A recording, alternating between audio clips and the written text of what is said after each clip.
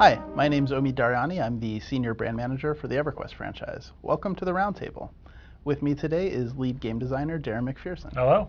And we're talking about, so in EverQuest Next, if you sell an item to a merchant, should other players be able to buy that item back from an NPC merchant? Right.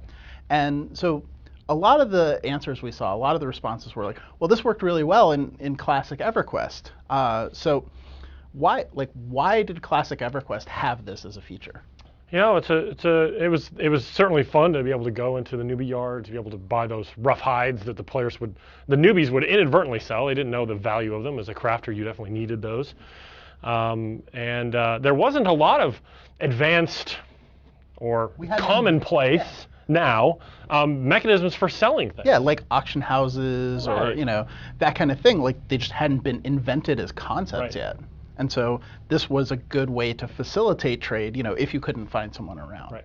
And so as I was thinking about this, one of the things that struck me about it is the idea of going from merchant to merchant to merchant looking for these things is sort of fundamentally not social.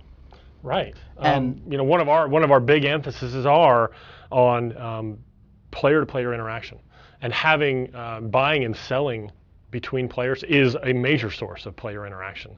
So that's something that we want to emphasize, and that's something that the social buyback things that you get with the merchant purchases is something that it gets taken away.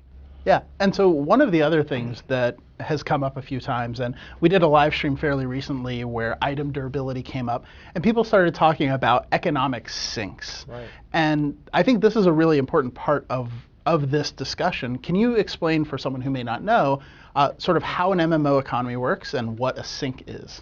Right, so the item sink or resource sink, it takes something out of the economy that was put in there through player action.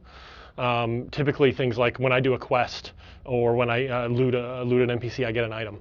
That item is in the economy now. And the more of those items that accumulate, the less valuable that item becomes. We need to have, we call those faucets. So the faucets spill things into the economy. And we need to have sinks to pull those things out. Things like item decay. Item durability is a good example. Being able to sell things to merchants is also a major component in that. So those items effectively go out of the economy when you're done with them. You've exchanged them for coin. Yeah, so it allows us to fundamentally balance the economy, and it allows us to create social interactions. So even though this worked really well in 1999, it's probably not a system for the future. Right. So, this was a really important question for us, and your feedback was really valuable. We're just getting into the discussions of the balancing of the economy and that sort of thing. So the discussion on the forums really helped us kind of put that into perspective. So thank you guys very much for participating. It was really helpful to us. And thank you, Darren, for being with us. We'll see you next time on the Roundtable. Thank you.